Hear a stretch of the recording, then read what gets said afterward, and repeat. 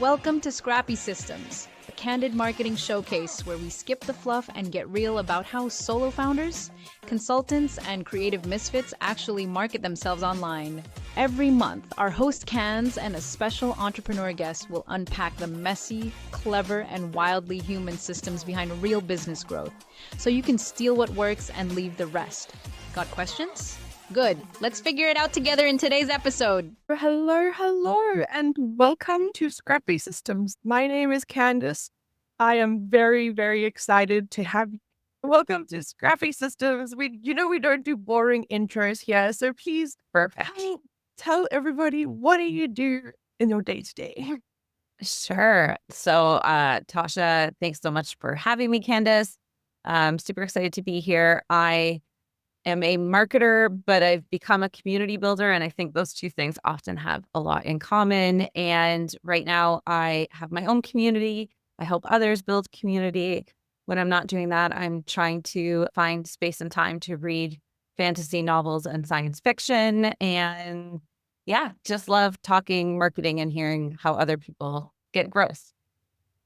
I love that. I really think community and marketing are very tightly linked, more closely than people think. I'm just curious, what kind of businesses do you usually work with? So I have been working in the nonprofit sector for the last 8 years, so primarily nonprofits, but some of that has been supporting in-house nonprofits, but some of that has also been being the growth marketer for a small business that serves nonprofits. So it kind of felt like I always lived in this middle ground, did a little bit of marketing for some tech companies, but also service-based companies. And now it looks like helping people figure out what is sticking in their community and how they can really drive engagement. I really love that engagement. That is a very Engagement. key word. And depending on where you mention it, it can mean different things as well. Absolutely. It kind of like community means different things according to where you're throwing down that word. Exactly, especially in the social media sphere, like engagement and community can be like a little bit of a touchy subject. Absolutely. How do you define engagement? What do you mean when you talk about community engagement? So for me, engagement has always been more, do people say they belong to us? Like, have we done enough that they feel that there's something that they belong to? And I'm really, at the beginning, when I started community building marketing, I think it's really easy to get obsessed with consistent engagement. And I don't know that we give enough flexibility to human beings to actually be in community the way they can show up. So part of it is looking at all those different channels and going, hey, they always show up to conversations, but they're never going to be our social media advocates. That's not going to happen. And then how do we satisfy different levels of community engagement and meet people where they're at? So for me, engagement, I think, is according to the person themselves. But for some reason, they feel like they want to participate. They want to belong to what you're building. I love that because it means community is so applicable to everybody. Because so many people Absolutely. How do I apply community in my business? Like, where is there space for community? And you're right, wherever there is engagement, wherever you want to engage an audience of some kind, there is room for community. Absolutely. I love that. I love that. Okay, so I really want to dive into our first segment for tonight, which is the systems breakdown. And so for that, I would love to ask you, what is your best performing marketing system? Sure. Well, hands down, it's LinkedIn for us in terms of it. In the social media sphere, we're building everything for LinkedIn. You may see us on Instagram and Facebook and accidentally kind of on TikTok. Not that I know how to use it well, but everything has been created for LinkedIn and then just happens to flow out words from there. But it is absolutely the most consistent engagement tool that is bringing in new users all the time. Okay, and is that why it's your best? Because it consistently brings people in? I think it's our best because it is scalable in a way that some of the other things we've done require more from me. I think more from me, the community builder, more from each other. There's almost like LinkedIn is if we were saying funnels, not that I love funnels, but it's that entry point. But it also continues to like feed our cycle of making people feel that there is a belonging component. That's all happening consistently on LinkedIn. And it was just the first place that it was clear we had found the people who wanted to be part of what we were building. They were on LinkedIn, and they probably exist on Facebook and Instagram, but they're not going to those places to find something like our community. So to go where the people are, like that exact right channel. Exactly. Explain, like, what does the system consist of? I'm so curious. Like, I know I'm putting you very much on the spot. How can we, like, if we had to look into this marketing system, like, how does it work? What is the gist of it? Sure. And this was so great. You made me really think through it, and I haven't done it recently. I'm sure many other marketers here would feel very similarly. You just start building and you kind of see what works, and then you wonder how you got to where you are now. So it was good to go and take a look. For sure, LinkedIn is the initial point of contact. On LinkedIn, that looks like consistent posting about, we have posting all the time about our members, what they're up to, interviews, now articles from members. We have a really consistent cadence on LinkedIn. People know what to expect from us. And we do LinkedIn Lives, very similar to this, and it brings new people in. So the growth engine is LinkedIn. We built our own MVP tech stack, which I will say now was a crazy anomaly 2 years ago with MailChimp, and there was daily.co, and there was all of WP forms on a website. It looked bananas. I look back now and wonder how we pulled it off. I'm sure everyone else has had that moment. Now we actually have our own tech that we built to satisfy what we needed to continue to grow and scale our community. Our community is really focused on one-to-one conversations. That's what we really provide as the value. We needed something that would do that. And then, of course, I feel like any good marketer, scrappy marketer, is using Canva in some way, shape, or form. I don't know how you survive with that. And hand in hand, our good friend ChatGPT is critical. And then 2 outside tools that I use that are really, really useful have been Lead Delta. Anybody who loves LinkedIn, Lead Delta is such a cool tool for keeping track of those people you really want to keep top of mind, note taking. You can tag people. Lead Delta is very cool. And then we use a story collection tool called ProofPacked. And that's been really key and actually influences the rest of our marketing based on the feedback we get from our community every week. Interesting. ProofPacked. How does that work? I've actually never heard of it. So our community is on a weekly cadence, which is bananas with chats. But every Thursday, our members take their one-to-one chat with another community member. And as soon as their call is done, they get redirected to a page that basically says, did you have a great chat? Yes, no. Would you like to leave a testimonial? And it basically allows them to give feedback on how that conversation went. They can remain anonymous. They can give us their name. They can let us know if they would like to be highlighted for this story. And then that allows me to feed into posts on LinkedIn and social media, highlighting members who are happy to step forward and talk about their experience with our community. I really love that. What keeps coming up for me is this idea of like customer stories, customer testimonials, and now this like very important tool to collect this information. How do customer testimonials like link with engagement? Because I think that doesn't often draw like a very straight line. That connection isn't very clear. Yeah. I think what is kind of funny, and this is where, again, LinkedIn is our source of our focus. What's great about LinkedIn is that it is a professional networking space, but you don't have to stay completely professional. I think there are lots of individuals who are more than happy to be recognized as contributors and co-creators with what you're building, especially if you're a community builder. And if you get that opportunity to tag people in, we see so much more returns on. We have people who are authoring for us now. They have interesting stories. They decide to tell them for us. We tag them in on LinkedIn. They repost, they reshare, their network sees it. And so what's cool about LinkedIn is you can kind of track in real time how many second-degree connections are starting to follow, how many third-degree connections are starting to follow. And you can kind of almost really see a networking effect in real time. And that's so incredibly hard to do on Instagram or Facebook or any of those other platforms. You can see reach, but you really can't see necessarily why the reach was as good as it is, and it's harder to tie back potentially to an individual.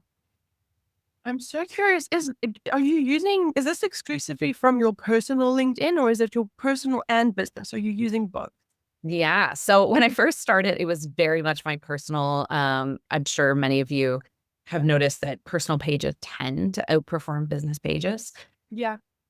Kind of flipped for us at some point as we reached more and more followers on our business page and pushed the content out of the business page and had this co-creation plan with our own community members. It really started to grow. And, we're averaging about 1,000 new followers on our business page each month, the majority of which I have zero connection to, which is exactly what you want when you're building community, right? It's so cool. Same, because I'm not gonna lie, how my company LinkedIn page grows is by those 250 people I force to invite every month, and I Yeah. subject them to my invitation, which always No. sucks, So Yeah. and Yeah. do you know what kind of content or events generate the most follows or the most sort of growth? Yeah. So kind of similar to what you're doing here, which I think is awesome. We bring on our own community members and showcase them. So it comes with positives and negatives. These are busy nonprofit professionals. They often have full-time jobs. They're not going to necessarily bring in 100 people each to the LinkedIn Live.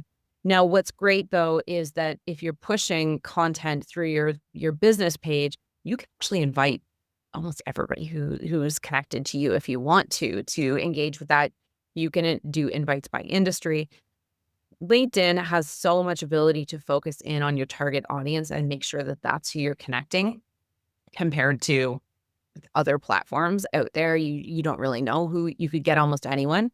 Although I do love the randomness of LinkedIn, because the last LinkedIn Live we had about 90 people signed up, and then 12 hours before, a couple people reposted about it, and then we went up to 135 the day of, and got a bunch of random viewers who just happened to see it while they trolled by us right on their lunch hour, which is great. How much fun is that? So yeah, I think LinkedIn, it's very cool, but it definitely the format of not bringing in necessarily influencers, but bringing in community members and making sure the value of the conversation was super, super, super high has been how we've grown it the best. That's amazing, because again, you're demonstrating your user stories, you're showcasing success, you're building your own credibility while giving other people a platform, which is a great way for them to encourage other. I'm more likely to share your post if you mention me or something about me, for example. Yeah. So it 100% makes sense to me. I am so surprised. And the format of these events, is it like Q&A, demonstrations, or do you vary? Yeah. So we did something, we tried it for the first time this past, I guess it would have been last fall, but similarly, this feedback tool, I'm kind of always listening to what's happening. What are community members saying? What are their cool LinkedIn posts talking about?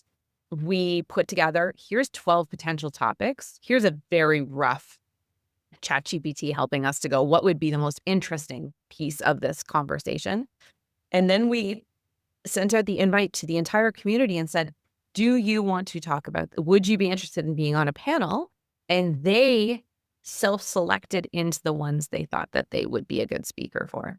And then in November, me and my colleagues sat there and literally looked at people's LinkedIn, looked at what we knew of them, looked at feedback from other community members, diverse voices, making sure we had different countries represented, making sure we had different backgrounds in nonprofit. And then we said, these 3 people are for this one. And there's a facilitator. It's been myself. I'm actually elevating a couple of our ambassadors who are part of our community to now be our future facilitators, because there's just too much going on, and it's good, right, for communities to not just be under one person.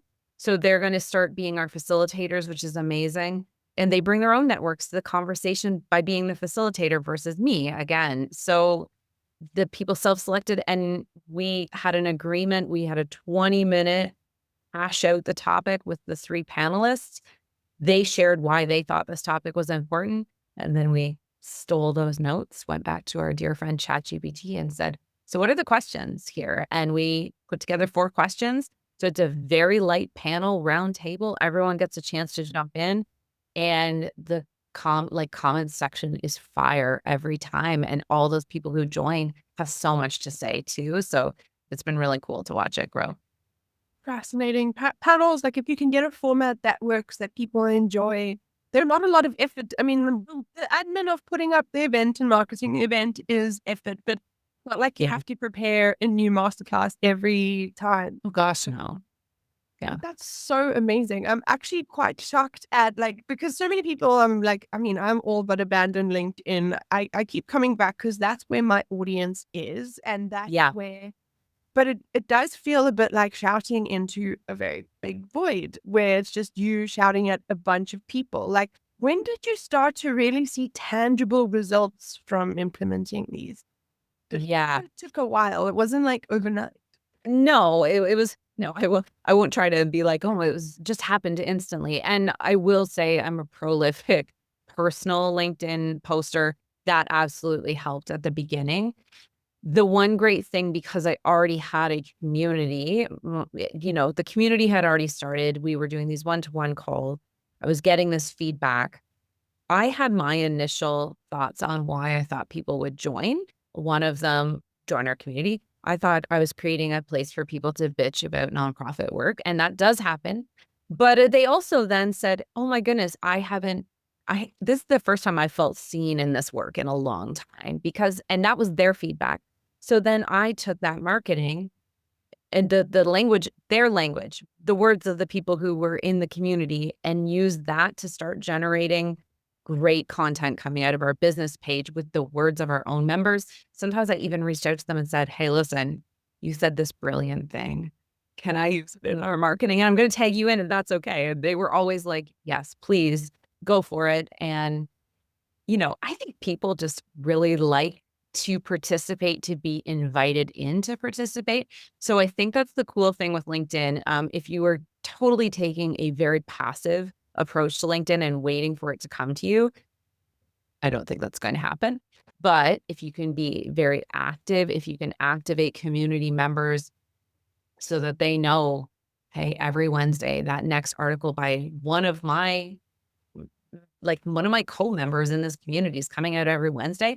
We had people who jump on those posts religiously every week. Like, it's crazy. It took some time, but I think it was the consistency, and it was just that co-creation as quickly as possible. And at least in the nonprofit space, and probably this applies to other marketers too, there are great stories out there, but you sometimes have to go and take that moment to actually have a conversation with somebody. But 30-minute conversation, I mean, you and I have talked a couple of times now. Afterwards, I walked away being like, oh my God, my brain is exploding with all the stuff Candace said. And we can get that all the time from our communities, from the people we serve as marketers. Their stories are out there. We just tend to spin it with our lens, but why are we doing that? Why aren't we just giving the lens of our members and just going with that instead? 100%. It sounds a little bit to me like we're implying that engagement here at its core is participation and inviting participation into business and with your audience to co-create. That is maybe better way of people thinking about it, because if you look at it, like, how do you get people to participate rather than how do you get them to engage? Because an engage is like, thumbs up. Like, maybe you're thinking maybe that's all you want, but what you really want is long-term, committed, habitual, repeat contribution. Absolutely. Yeah. Yeah. We have now authors who have like written 2 to 3 articles for us. And these are like brilliant humans who haven't seen themselves as an author. I just say to them, you like, you're talking about like, can you write this for us? Like, how are we with this conversation? Like, come and write about it for us. And most of the time it's just no one's ever been, they haven't been asked. And it's such a simple, my background in past lives was very much sales as well. And it's always so shocking how frequently it's just an ask, right? Like marketing kind of feels a little passive at times, but I think there's like relational marketing, and that's what pulls people in to go, yeah, no, I want to riff off this with you. I want to talk about this with you. But you're so right. There's a participation component that moves you from audience into community. And that, most of us are like skipping over what actually makes it a community. Yeah, it almost feels like if I have to think about a metaphor, like there's a difference between an MC standing on stage telling everyone to act and then Yeah. giving people a mic in order for them to get on stage and actually do their own performance to some extent. Yeah. To give them that opportunity. So I really love that. But we are going to have to move into the next segment for tonight. Just because we have the steal the strategy segment. And that is basically one very quick to implement like strategy that can help people today start moving in the direction of setting up their LinkedIn or their system to work in a similar way. Do you have one actionable move that they can steal from me?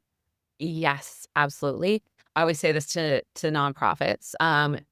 If you have a LinkedIn page, if you don't, you should have a LinkedIn page just for the backlink. If you are a business or whatever on this call, just for the one backlink alone, make a LinkedIn page. It doesn't hurt you in any way to have that backlink and a little blurb about what you do, even if you don't post at all.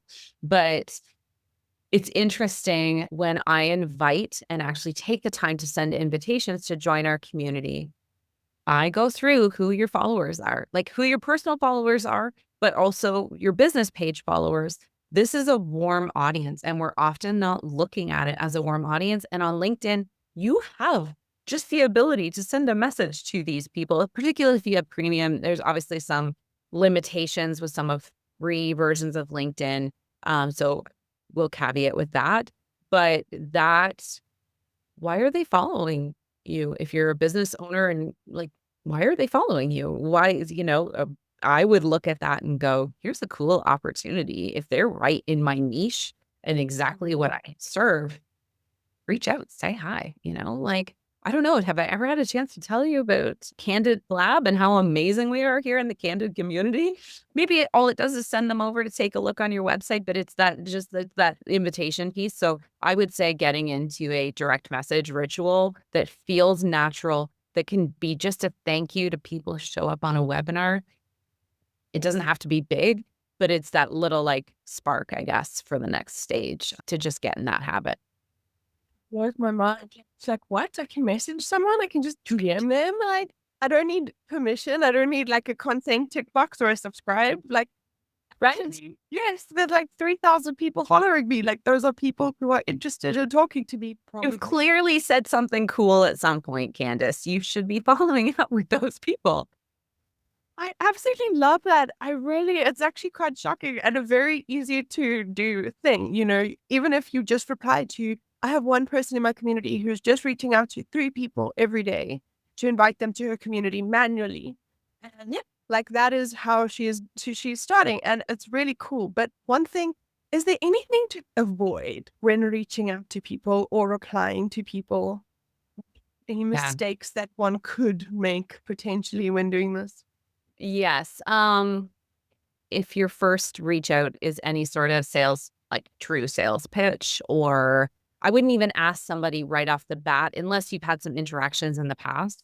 I wouldn't even try to be booking in necessarily a call. And comes across as a little bit too much. I think really natural ways can kind of be like LinkedIn, even for those who have looked in your network, you can see when somebody started a new job that's following you and connecting with you.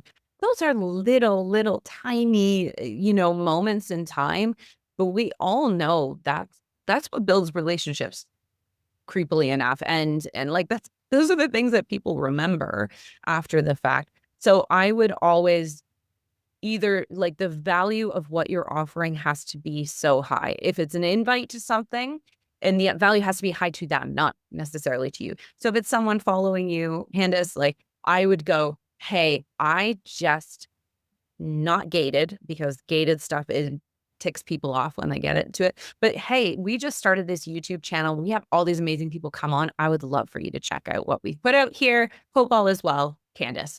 And then see what comes back. If someone follows up and goes, what are you about? What is this? Right. Like then you've got a good indicator to take that next step. But it's shocking the number of times I cold reach out to people, invite them, followers of the nonprofit hive, and just say, hey, come check out what we're doing. I have an almost 100% acceptance rate where people just accept my connection request. Almost no one turns it down. And about 50% in the first month join the community. Oh, wow. That is Very high. That is insane conversion. It's very high. And I mean, I'm not asking them to do something that has a cost. It's a free community. Sometimes people churn because they're like, oh, wait, never mind. This wasn't enough. I didn't realize, but it was enough. But they already have some knowledge of it because they decided to start following us. So clearly some content went by their screen that they were like, this is cool. What are they tried it. They know about you. They could refer people. That exactly. And then also you're moving to people faster because you're going to get those people who turn anyway, who aren't going to be interested, but now you're just getting them faster, and maybe you can learn more about those who are buying and those who are not potentially. Exactly. Buying, I mean, converting or engaging. Converting, engaging. And I think it's very, very small. And I always look at it as, and I understand that I don't get neurotic about these things, and maybe that's weird. But the worst thing something is going to happen is someone doesn't answer you. Like, I don't know, then you're back where you started, right? You're no further or behind. People, if you send a friendly message, then people are going to be kind back, or they're just not going to answer. So 100%. And if you're worried, if you're pitching, I guess ask ChatGPT if this is a pitch, potentially. Exactly. ChatGPT can give you such great, hey, here's my idea. How can I make sure this doesn't feel like, a pitch? Like, that's amazing. Exactly. Cringy. Yes, we can use that word for sure. Yes, I love it. I love it. Okay, well, one thing I must just say, if anyone is watching and at this point really enjoying, please will you subscribe to our channel and keep following. It's something I have to keep reminding myself to do in the middle of these. But now I'm very excited because you did kind of start mentioning this, and I didn't want to jump into it too much, but you know what a tool nerd I am. And I'm very keen to know like your go-to tech piece of your stack that you cannot live without. What is? Sure. So, like I said, kind of at the beginning, we had an MVP that we built ourselves.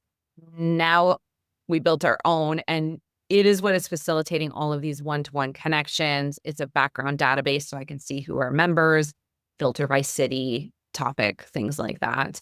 So it's called Community Hives. That's the thing that I literally could not do our chats without. So I think that has to be the top priority.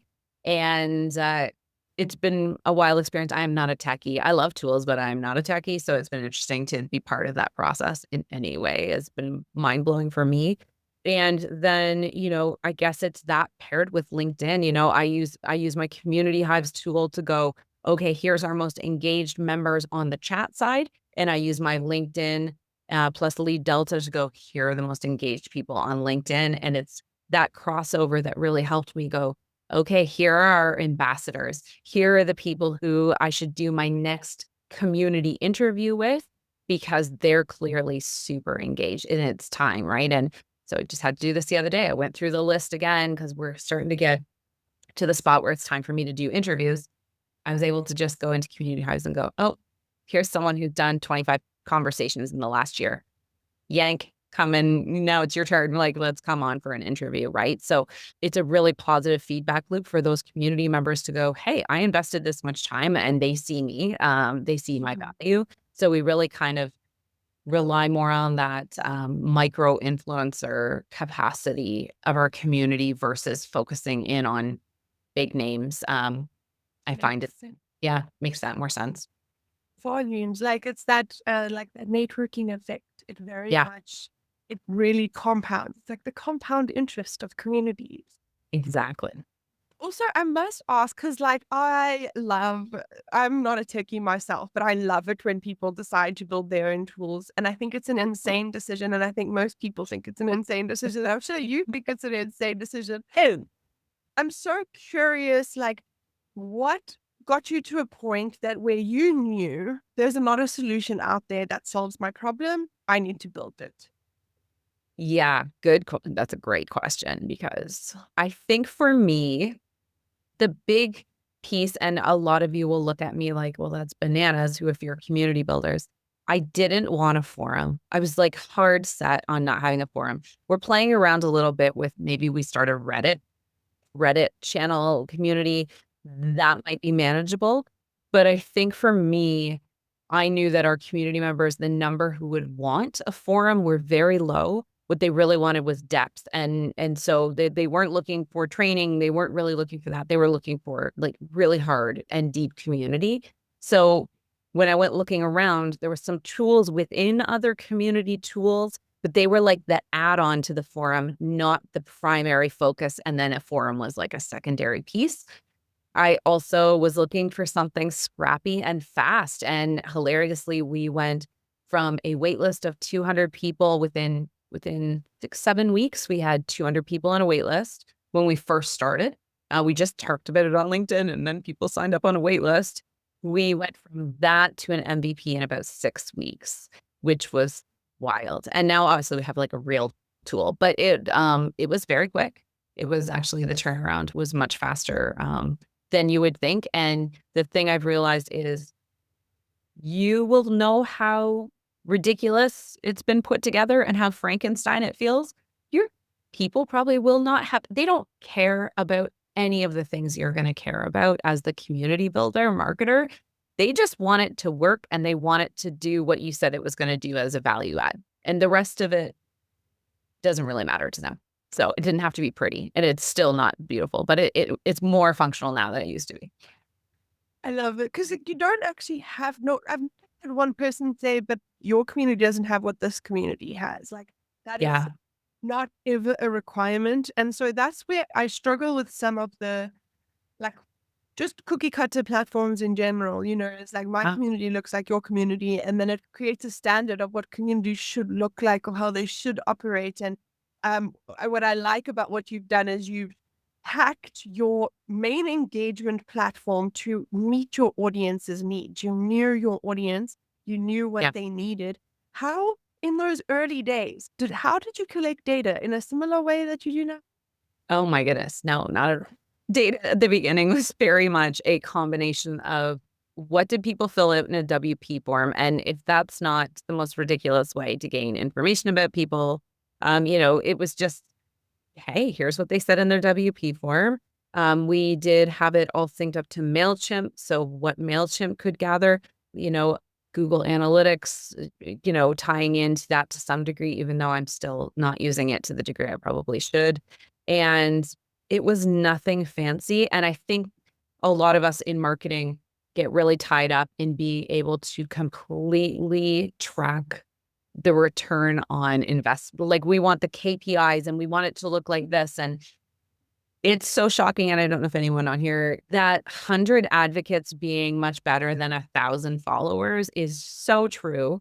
Because my community goes out and talks about me and what we're doing for me. Right. And I can say it all and say it's the most amazing place in the entire world. And I believe that, but I'm the founder and I'm the person behind the scenes. And so of course I think it's beautiful and the people are amazing and all of that. I can wax poetic, I need the other people to wax poetic, because those are the people who create that space of belonging that I think is like, it's that idea of social capital, right? And social proof is much higher when it's not the founder or builder talking about it. It's the next person over that says the same words you would have said, but yeah, it has more weight. And it's more sustainable, because I Yeah. can't tell you how many community founders have come to me and they're like, my community needs me too much. I can't do anything. And Yeah. they need me to answer. They don't listen to anybody else. They need it to be me. I'm like, whoa, you've built your Yeah. community culture to depend on you, which it must be exhausting. I can imagine. Like, you must Yeah. save a lot of time by being able to elect people and give them opportunities to contribute and volunteer. Yeah. Really. We've really tried to work at the idea recently of like decentralizing power. And I do think when you're first starting a community, absolutely, people are going to join because of you, the founder. Like, that's impossible. Of course they want to come. I was listening to a really interesting Tim Ferriss podcast where similarly he was talking about building his own community, but everyone's joining because they want to somehow have a piece of Tim Ferriss, right? Of course we all want a piece of Tim Ferriss. He's so cool, right? But it's the other, how do you create it so that, yes, you're all here initially because you're Tim Ferriss super fans. Well, that's a really hard thing to gather around a person. But like, wait, are you all people who are trying to body hack longevity? And it happens to be run by Tim Ferriss? Well, that's a community, right? Because it doesn't require him, even though he might bring in cool people to help facilitate and push that discussion forward. It's not dependent on him at some point. 100%. I think where people get confused between audience and community, and this is a really big difference, is community is where people you really like, it's a very close connection. Whereas Yeah. audience is distribution. Beyonce, Jay-Z, the likes of them have immense distribution. If the Yeah. Kardashians drop anything, they could sell literally trash and people would Anything. a Yeah. lot of money because they just have distribution. They have the pure volume of numbers, and the chances are if you get more numbers in, you're going to get people converting. Yeah. I think that's really interesting that you've done here, separated those 2 points. And one thing, what are there any other tools that you absolutely could not live without? Ooh, I mean, beyond like the typical, I don't know what I did before ChatGPT existed just so I could talk with someone. I'm the only full-time person at my organization. So I do have a wonderful fellow junior marketer now who's helping me with getting the content out. But the other thing I would say, I don't know if anyone is using it, their Granola. And it's for Mac, but I think it's coming out on other systems. Granola is just like a little note taker, but it doesn't show up in your conversation. It just sits there.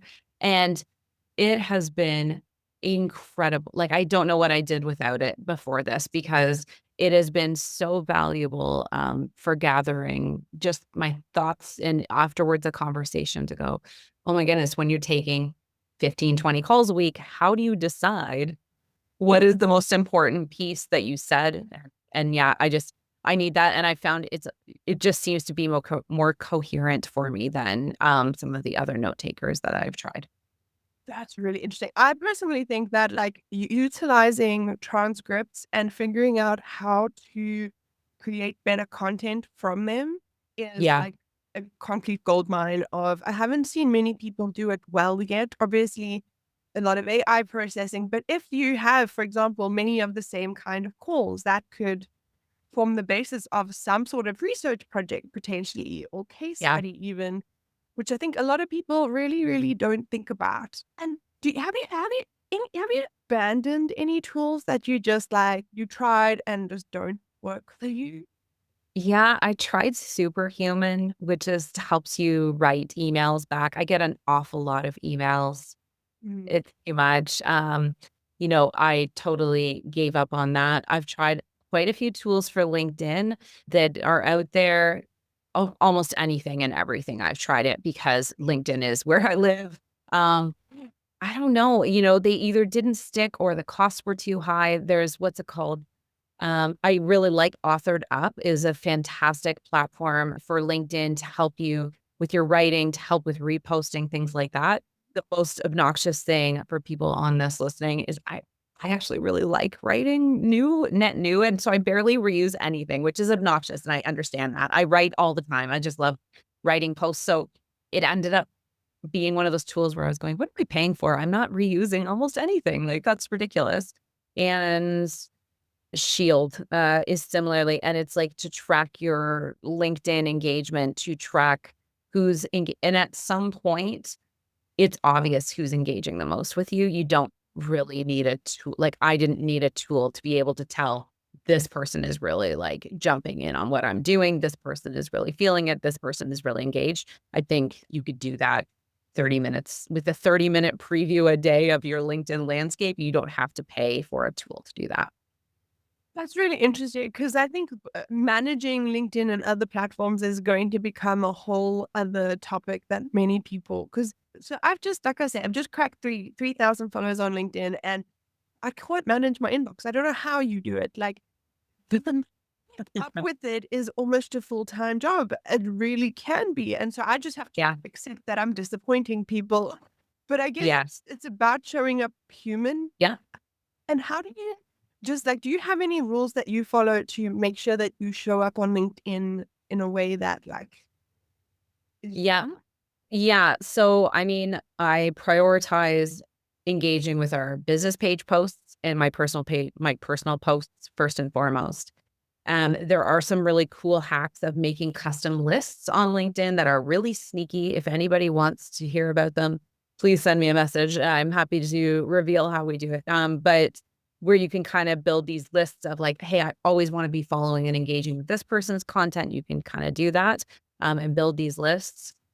Similar to yourself, I get so many messages on LinkedIn. Like, I took a step away for a weekend and I think I had 60 when I got back on Monday kind of stuff. Sometimes there are ones you will answer. Sometimes there are ones where it's like, this is outside my core audience. And I just send a very quick, thank you. And like that's it, right? You know, they loved an article. They loved, but they're not actually in. I think at some point you have to prioritize that kind of engagement.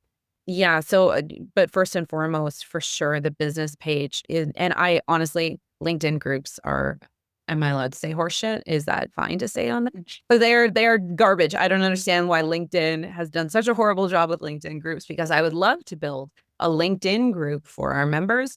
It would be the place for, people will say, oh, I'm building community on LinkedIn, and they're talking about a LinkedIn group. And I'm going, that is never going to get you the conversion you need.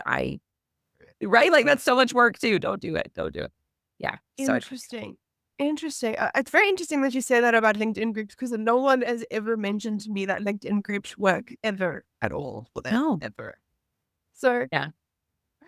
Okay, amazing. Well, thank you so much. I'm going to have to jump into the final segment for tonight, which is jumping to the audience. And I'm quite excited because they've got quite a lot of questions. We had some people submit now during our call, and some people submit beforehand just to help us, just because they're cool.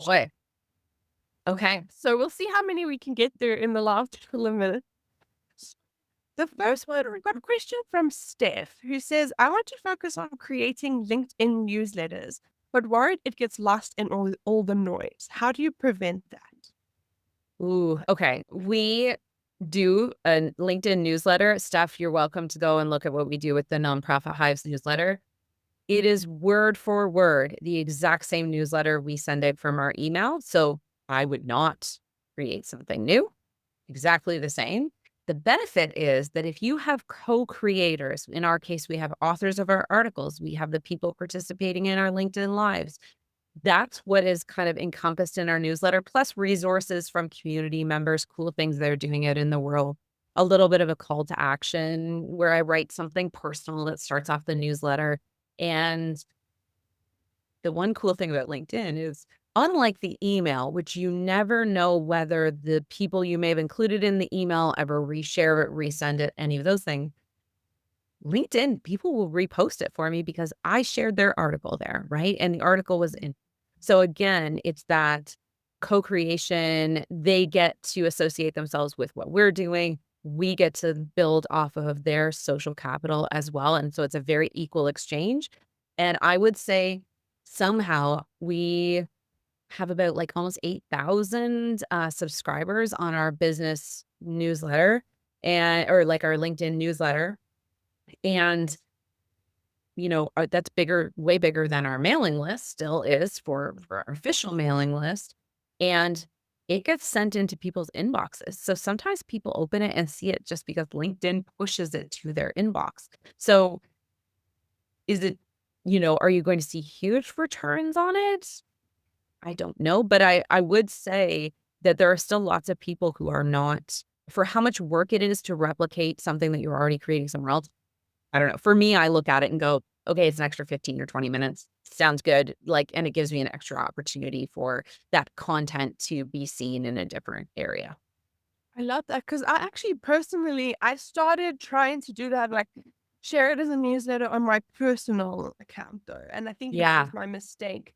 But I also, I was like, but then people aren't going to subscribe to my newsletter. But I guess my newsletter, it's hard to grow a newsletter. It's really hard because, and then you share it on LinkedIn and no one looks at it because it's a post on LinkedIn, not a newsletter on LinkedIn. Yeah. And if you add any links to a post to your newsletter, you're in trouble. So that's really interesting. Do you know if links get penalized in articles or newsletters on LinkedIn? No, I don't have a lot of good research on it, to be honest. I haven't gone down that rabbit hole that much. I always look at it as if the content is really high and valuable and you're not just putting, like I know, Steph, you were saying, worried about the noise, and there is a lot of noise out there. But I think if you have something of value, and even if it just creates more brand awareness, if you can accept that it's a brand awareness activity, not necessarily a conversion tool, it's a very beginning, of that like flywheel capacity of people getting to know you. And like I said, if some people subscribe and you don't know them at all, here's this cool opportunity to reach out to them and go, hey, what is it about what we're doing that excites you, right? Or what do you love about marketing? And that can just be like open-ended question, and it just gives you an excuse to reach out. So I love it. I love it. It's another way to really invite them to participate in that journey. I really love that. Okay, so we have another one from Khadija. How long is long? Is 3 months enough to generate reasonable size of community to create engage momentum? Sorry. Sure. That's a really great question. So I think I'd mentioned it earlier. We started off with a wait list. And so when we had that wait list and, we had about 200 people sign up on the wait list in 7 weeks before we started building out our MVP. We are at almost 2,300 members right now, less than 2 years later. So I would say it's more, to me, it's always been more about finding like a really activated group versus a, total numbers. If my community was 10,000 people, what I've kind of seen is that 10 to 20% of people do an active one-to-one call per week. Swings, it's the summer, we're closer to 10 to 15 right now. We'll hit September and everyone wants to get back into networking. We'll probably hit closer to 20, 22%. That's the same people regardless. It's the same percentage regardless of how much we've grown. So when we were at 200 members, it was still 10 to 20%. When we hit 1,000, it was 10 to, so it's kind of funny to see that it has not changed drastically regardless of how big or how small we've grown. I think it's more, how are you asking them to engage would be my bigger question, because that's, I think, what really pushes that momentum forward, is how you want them to engage and connect. But I think 3 months is plenty of time. I think you probably need a really good marketing strategy to get it out there. But thank you so much. I think something interesting from what you said that really jumped out to me now is that, like, especially in forum style communities, or when you buy a community or buy a tool, you often think this is what it's supposed to look like. I must post this many ways, or this is what community engagement has to look like, Yeah. Whereas with you, you were like, no, this is what community engagement is going to look like. We're going to build it. And like, that's how it's going to work, which is exactly how it should work.